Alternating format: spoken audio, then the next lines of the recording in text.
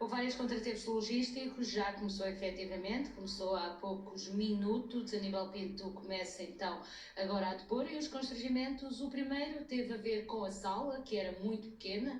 Foi preciso alterar a sala deste tribunal, escolher então uma sala com outras dimensões para que pudessem estar presentes todos os advogados e depois no debate instrutório também os jornalistas. E o segundo contratempo teve a ver com a recolha de imagens. Rui Pinto tinha autorizado um jornal alemão a recolher as suas imagens. A juíza validou que fossem então recolhidas as imagens de Rui Pinto na sala de audiências e também que fossem acompanhados por 2 órgãos de comunicação social portugueses. Rui Pinto recusou, no entanto, ser fotografado com algemas. Isto acabou por gerar então algum impasse. A juíza recusou, por sua vez, entrar na sala de audiências para que ele pudesse ser desalgemado, ela que não quer que a sua imagem seja captada, e tudo isto atrasou então o início desta diligência já cerca de 1 hora. Olá, boa tarde, Ângela.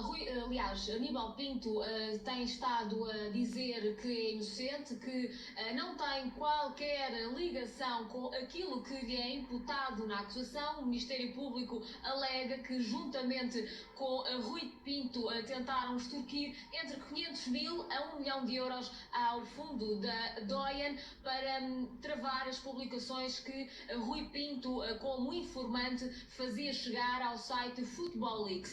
É isto que Aníbal Pinto tem estado lá dentro a dizer, ele que pediu para falar à juíza Cláudia Pinto, contrariamente àquilo que acontece com Rui Pinto, que pretende ficar em silêncio e não fazer qualquer afirmação durante o dia de hoje. Isto começou relativamente há pouco tempo, isto porque pelo meio houve uma mudança mesmo de tribunal e de sala, isto porque havia muita gente para os poucos lugares que estavam destinados na sala do edifício B, por isso viemos para o edifício A, onde há cerca de meia hora, mais ou menos, já começou este interrogatório a Aníbal Pinto.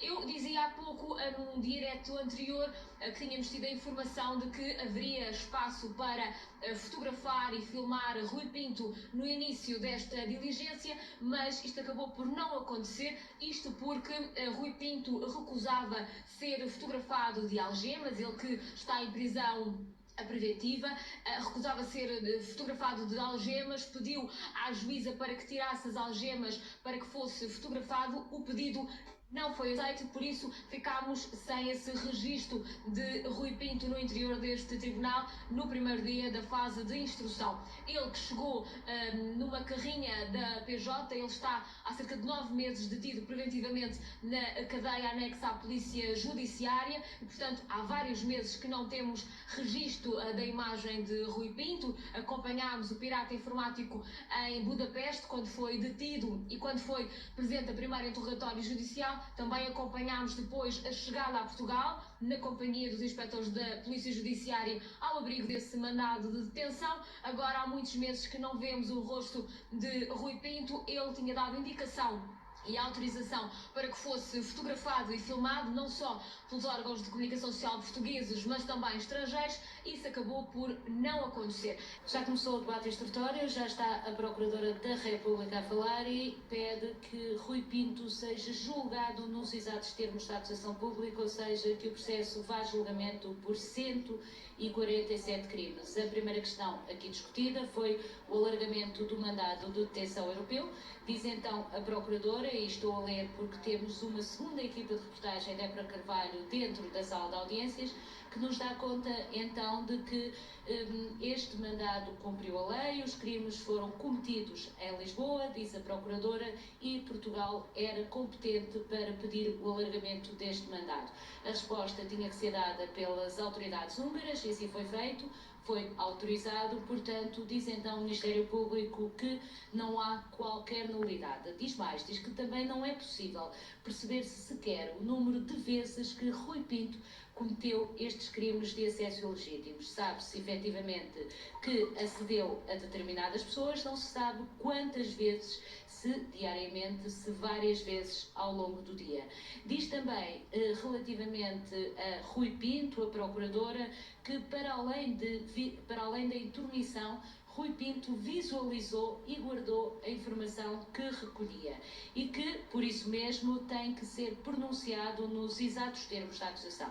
Relativamente ao facto de apenas 12 dos 49 queixosos deste primeiro processo terem apresentado queixa, o que diz a Procuradora é que é irrelevante, ou seja, que é um crime que não depende de queixa e que a imputação é válida e legítima e deve ir a julgamento. Realça, por último, que Rui Pinto, ao contrário do que tem vindo a dizer publicamente, que quer colaborar com a Justiça, relativamente em termos judiciais, tem-se mantido em silêncio e teve mais uma vez essa atitude aqui na fase de instrução, recusando-se a depor.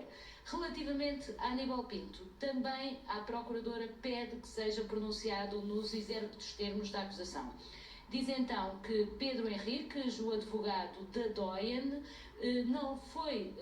teve um encontro com Aníbal Pinto a pedido de Aníbal Pinto, que não é verdade que tenha sido por iniciativa de Pedro Henriques que foi contactado Aníbal Pinto e que o plano estava traçado e em curso. E o plano, diz o Ministério Público, era extorquir dinheiro à Doyen. Aníbal Pinto diz que Rui Pinto lhe deu conhecimento dos mails com Nélio Lucas. Falamos do responsável da Doyen e que ficou claro que tudo isto aconteceu em 2015. Dizia então Aníbal Pinto que aceitou ir a este encontro na qualidade apenas de advogado e que desconhecia haver um quadro de tentativa de extorsão. O Ministério Público defende exatamente o contrário. Diz então que Aníbal Pinto saberia que não havia nenhuma prestação de serviço feita por Rui Pinto, que efetivamente o que estava em causa era um quadro de extorsão, ou seja, que no fundo Aníbal Pinto saberia que esta prestação de serviço seria uma contrapartida para que Rui Pinto não divulgasse os mails da Doyen e que Rui Pinto exigia qualquer coisa entre o €500.000 e €1.000.000. Diz então agora o Ministério Público, relativamente a uma questão jurídica que se foi discutindo aqui muitas vezes, que era se a desistência da tentativa do crime de extorsão implicaria a não pronúncia por este crime, ou seja, que o crime deixaria de existir. O que diz a Procuradora é que esta tentativa teria que implicar arrependimento e que não é o caso, ou seja, não terá havido qualquer arrependimento por parte de Rui Pinto. Diz também que não terá havido qualquer arrependimento por parte de Aníbal Pinto. O que terá havido é percepção que estavam a ser investigados, que estavam a ser vigiados pela Polícia Judiciária e que, por esse mesmo motivo, mudaram então de ideias. Diz a Procuradora que apenas a consumação, ou seja, a entrega do dinheiro, não se verificou, mas o crime de tentativa de extorsão verificou-se sempre em todos os contornos. Apenas então a entrega da quantia entre €500.000 e €1.000.000 à Doyen não se verificou. O relatório já recomeçou. Vimos então que durante a manhã foi a vez do Ministério Público. A Procuradora pediu a pronúncia nos exatos termos da acusação, tanto mais que, se assim não for, haverá recurso e terá de libertar Rui Pinto por excesso de prazos de prisão preventiva. E neste momento está-nos a dar conta a Débora Carvalho, que está na sala de audiência, está a alegar o advogado da Doyen. E diz o advogado da Doyen, que é assistente deste processo, foi a vítima principal do crime de extorsão, que é preciso desfazer o mito de denunciante. Rui Pinto não é o denunciante com as características que a Europa e que o Tribunal Europeu têm protegido. É sim alguém que tenta recolher informação e que, pelo menos relativamente à Doyen, tentou ganhar dinheiro com isso.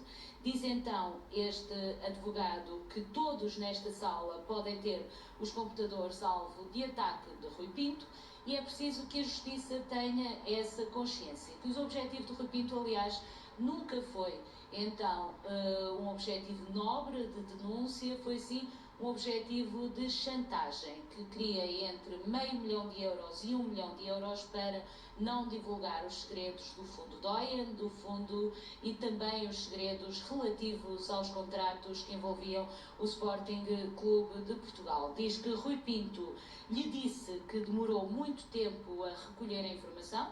Foi esta então a informação que o próprio Rui Pinto terá dado via e-mail aos quadros da Doyen e que assumiu ser ele o autor desta recolha de informação e que, na sequência disso, cria então um contrato fictício de prestação de serviço, contrato esse que tinha que ter um valor no mínimo de €500 mil para que não divulgasse os segredos da Doyen.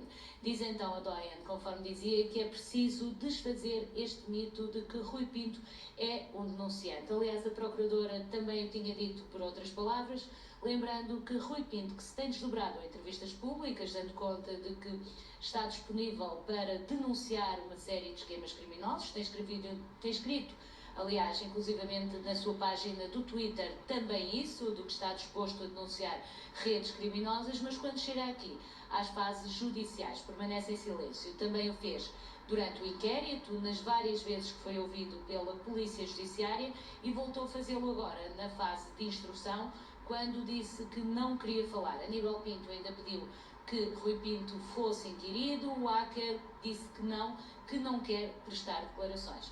Ou seja, neste momento, então, as alegações são feitas pelo advogado da Doyen, do fundo Doyen, que lembra que toda a gente pode ser espiada por Rui Pinto e que é preciso perceber que Rui Pinto não tinha qualquer ligação com as entidades espiadas e que tinha sim um objetivo então criminoso, ou um plano criminoso e não um plano nobre de denunciante. Ou seja, que é preciso acabar com o mito, diz então o advogado da Doyen, de que Rui Pinto é alguém que quer denunciar atividades criminosas. Diz aí que comparar Rui Pinto a outros denunciantes internacionais é completamente ilegítimo, ou seja, não se pode comparar Rui Pinto a nenhum denunciante que tenha denunciado crimes, porque isso foi feito em sedes próprias, e diz que neste caso comparar Rui Pinto com várias figuras internacionais, para além de ilegítimo, é uma hipótese que deve ser completamente afastada. Esta é então a posição para já do advogado da Doyen, o advogado da Doyen, que é o primeiro a alegar a seguir à Procuradora da República, já que neste processo a Doyen é assistente. Diz então que Rui Pinto, volta a insistir que Rui Pinto efetivamente pediu à Doyen uma contrapartida financeira que seria feita em forma de prestação de serviço para não divulgar a informação da Doyen e que queria no mínimo €500 mil. Realça depois, e é a Débora Carvalho que está dentro aqui desta sala de audiências no campo da justiça que nos dá conta disso mesmo, que Rui Pinto nunca partilhou esta informação com as autoridades.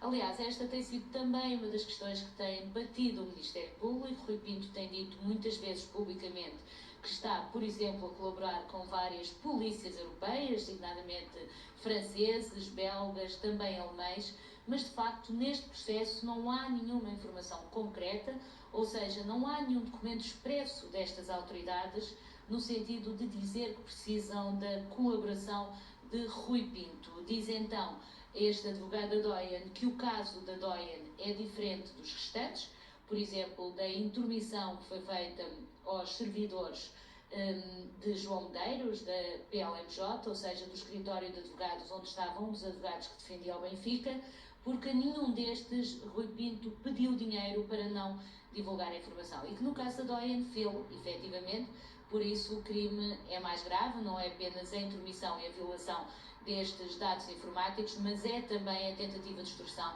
que foi feita à Doyen. O advogado da Doyen tudo indica que deverá então pedir a pronúncia deste arguido nos exatos termos da acusação pública. São 147 crimes, recordo que Rui Pinto tem de responder, mas este advogado apenas se refere então aos que dizem respeito à Doyen. E diz então, recorda novamente que Rui Pinto prometeu que deixaria de publicar se lhe pagassem entre €500 mil e €1 milhão, e que enquanto dialogava com a Doyen, espiava o processo que estava a decorrer, ou seja, a denúncia que a própria Doyen tinha feito às autoridades e que tinha motivado que a Polícia Judiciária avançasse de imediato para o terreno para tentar travar esta tentativa de extorsão. É isto então que vai explicando este advogado, que diz então que Rui Pinto chegou a ter mesmo na sua posse vários documentos da Polícia Judiciária e que por isso mesmo desistiu a determinado momento da extorsão. Ou seja, porque acompanhou também em tempo real a investigação da Polícia Judiciária. Aliás, esta também é uma das teses do Ministério Público, da dificuldade de prender Rui Pinto e do facto de não terem sido emitidos os mandados, não terem sido colocados os mandados internacionais no sistema, porque Rui Pinto conseguia monitorizar a investigação que recaía sobre ele. Ou seja, a única forma que a Polícia Judiciária encontrou foi não pedir a emissão dos mandados, de alguma forma falar informalmente com as autoridades húngaras e serem apenas emitidos os mandados quando Rui Pinto fosse localizado na cidade de Budapeste. Diz então que Rui Pinto, é preciso não esquecer, realça este advogado, que só quando foi preso é que disse, afinal, que quis sempre colaborar com as autoridades, mas acedeu aos sistemas de forma secreta, e se acedeu aos sistemas de forma secreta é porque os queria vender.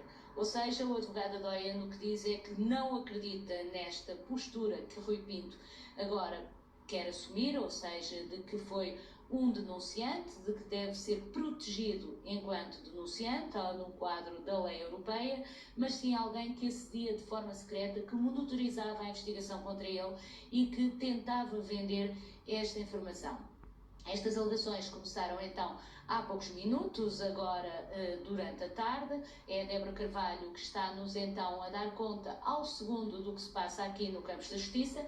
E recorda também o advogado Adóian que Rui Pinto até atacou a Procuradora-Geral da República e a própria Procuradoria-Geral da República, que chegou a ser espiada por Rui Pinto, e que Rui Pinto fê-lo por curiosidade, ou seja, porque estava de tal forma entusiasmado com a forma fácil como conseguia aceder a tudo e a nada, que até a própria PGR atacou. E diz então que se foi só por curiosidade, como defende Rui Pinto, afinal nada seria lícito, mas diz o advogado da Adóian, dele naturalmente com alguma ironia, porque quando Rui Pinto acedeu a estes processos, considera o advogado, e se o fez de forma secreta, teria naturalmente objetivos, teria outros objetivos, porque para ter necessidade desta informação, já que esta informação eram investigações judiciais, ou seja, não era algo que fosse denunciar às autoridades, já que estava a espiar as próprias autoridades. Ou seja, diz então este advogado que é preciso não esquecer que Rui Pinto, e vai realçando este caráter de Rui Pinto, que é preciso não esquecer que Rui Pinto acedeu a sistemas, pesquisou e que pesquisou remotamente e que conseguiu aceder a vários elementos que estavam em segredo de justiça. Falamos, por exemplo, do processo Marquês, do processo relativo ao Banco Espírito Santo, que tinha Ricardo Salgado como principal arguido, também o processo Tancos, que chegou a envolver o Ministro da Defesa, chegou e chega a envolver, porque foi acusado neste processo, ou seja, que é preciso não esquecer que Rui Pinto espiava a própria justiça e que por isso mesmo não pode ser considerado um denunciante, já que nunca teve como objetivo denunciar o que quer que seja a justiça, já que a própria justiça era ela própria espiada. E o advogado vai chamando a atenção para os magistrados que estão na sala, para a juíza a Cláudia Pina, que está então a presidir, a juíza de instrução que está a presidir esta instrução, e também a procuradora, de que qualquer pessoa naquela sala era facilmente espiada por Rui Pinto. O Rui Pinto, aliás, que deve ser visto como um hacker e não como um denunciante.